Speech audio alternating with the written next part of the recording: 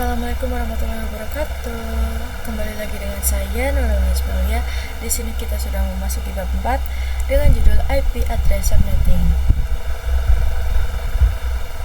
Di sini kita akan membahas router OS dan router board, IP public dan IP private, kelas full dan classless, kasus subnetting, konsep box subnet, konsep switch dan router. Lanjut, pengenalan IP address dan subnetting.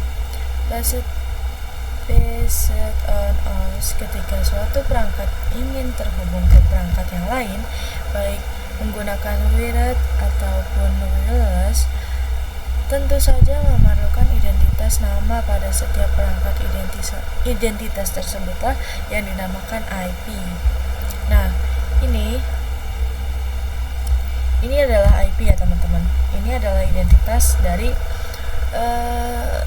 setiap perangkat tersebut, yaitu di sini ada misalnya ini PC1, ini PC2. Ini adalah identitas PC1 yaitu 192.168.1.1 dan ini 192.168.1.2. Oke, lanjut. Subnetting adalah upaya atau proses untuk memecahkan sebuah network dengan jumlah host yang cukup banyak. Jadi, berapa network dengan jumlah host yang lebih sedikit, teknik subnetting membuat skala jaringan lebih luas dan tidak dibatasi oleh kelas-kelas IP. IP kelas A, B, dan C yang sudah diatur.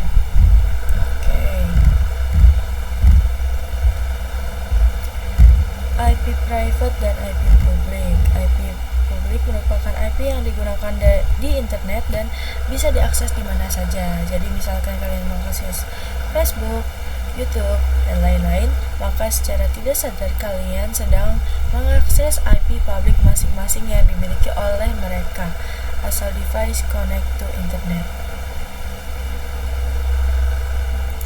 Alamat IP private biasa digunakan dalam jaringan lokal dan tidak dapat diakses langsung dari internet. Ini adalah bagian penting dari konsep yang dikenal sebagai Network Address Translation, yaitu NAT, yang memungkinkan beberapa perangkat dalam jaringan lokal menggunakan satu alamat IP publik tunggal untuk berkomunikasi dengan internet. Nah, ini ada range IP dari kelas A yaitu 10.0.0.0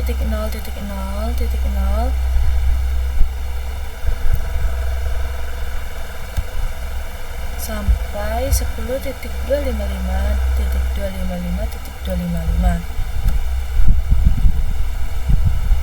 Nah, untuk kelas B ada 172.16.0.0 to 172.31.255.255. Nah, untuk kelas C ada 192.168.0.0 to 192.168.255. Ini kita lanjut ya teman-teman ke kelas full dan classless. Jadi di sini ada gambar, kalian bisa perhatikan di sini. IP public itu hanya bisa mengakses sampai 3 kelas ya teman-teman, yaitu A, B, dan C. Jadi yang hanya bisa digunakan untuk pengujian itu hanya 3 kelas ya teman-teman.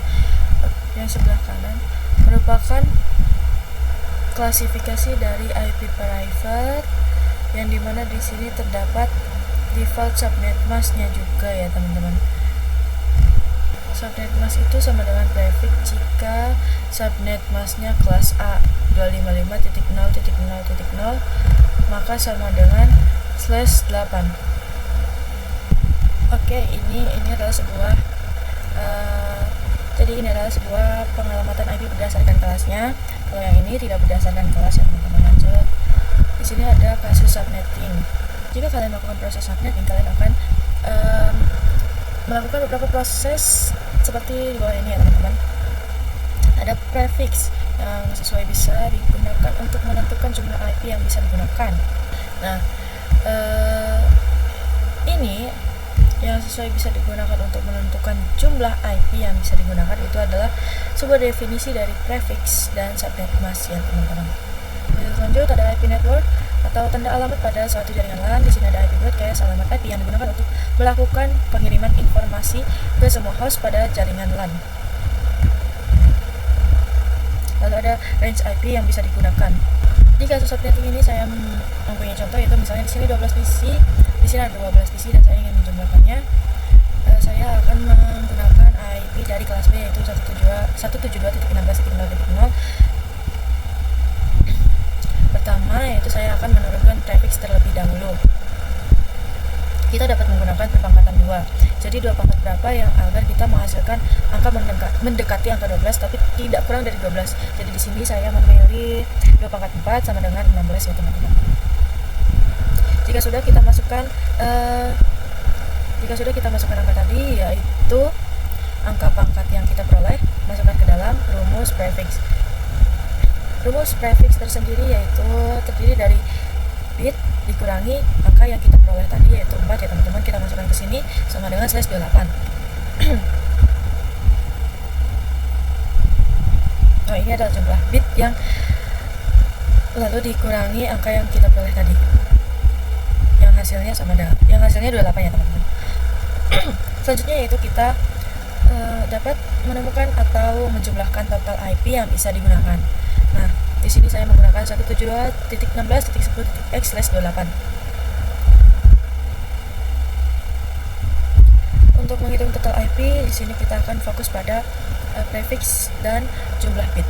Nah, jadi untuk rumusnya tersendiri kita dapat menggunakan angka 2 lalu pangkat 32 atau jumlah bit dikurangi jumlah prefix yaitu 28, maka akan menghasilkan yaitu 16 ya teman-teman. Ini adalah merupakan total IP. Selanjutnya terdapat subnet mask menggunakan rumus 256 dikurangi 16 karena jumlah keseluruhan IP address itu 256 lalu dikurangi total IP yaitu 16 sama dengan 240. Jadi hasilnya adalah 255.255.255.240. Ini adalah jumlah subnet mask. Nah, di sini kita menemukan IP network dan IP broadcast. Di IP network tersendiri pasti diawali dengan 0. Lalu angka yang kedua yaitu 16 merupakan total IP yang sudah kita hasilkan. 16 dijumlahkan dengan 16 yang total IP, jadi menghasilkan 32 ya teman-teman. Begitu seterusnya, 32 ditambah 16 yaitu 48. Untuk IP broadcast tersendiri yaitu jumlah IP network dikurangi 1, atau hasil dari IP network dikurangi 1, yakni contoh 16 dikurangi 1 yaitu 15, 32 dikurangi 1 adalah 31, 48 dikurangi 1 adalah 47. Dapat merupakan blok subnet yang pertama yaitu 0 sampai 15, yang kedua 16 sama 31, yang ketiga sampai 47. Nah, selanjutnya kita menemukan range IP. Sebelumnya kita sudah menemukan blok subnetnya, jadi karena saya menggunakan IP dari 172.16.10.0, maka blok subnet yaitu yang pertama itu 0 hingga 16 hingga 15. Tetapi ini tidak bisa digunakan dikarenakan sudah digunakan dalam IP network dan IP broadcast. Jadi yang bisa digunakan yaitu 172.16.10.1 sampai 172.168.10.14. Oke, lanjut konsep blok subnet. Bagaimana blok subnet tersendiri diibaratkan seperti sebuah ruangan. Nah, di sini terdapat blok subnet 1, 2, dan 3. Contoh IP 10.10.10.0/27. Itu merupakan blok subnet pertama. Nah, setiap blok subnet itu memiliki by default tidak bisa saling inkomunikasi.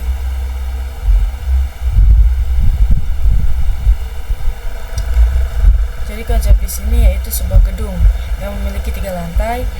Untuk lantai pertama yaitu memiliki blok subnet pertama, yang kedua memiliki blok subnet kedua, dan ketiga memiliki blok subnet ketiga.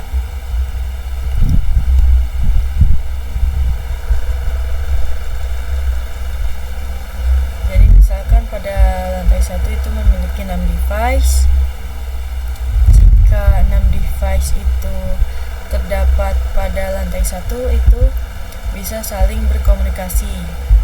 Tetapi jika terdapat device di antara lantai 2 dan lantai 3 itu tidak dapat berkomunikasi dikarenakan berbeda blok subnet ya teman-teman, meskipun bisa menggunakan routing. Di sini juga terdapat IP delivery type. Ini adalah pengiriman data untuk pengiriman data tersendiri itu dibagi menjadi 3, yaitu unicast, yaitu one-to-one communication atau yang penerimanya terdapat satu host saja. Multicast, one-to-many communication, yaitu terdapat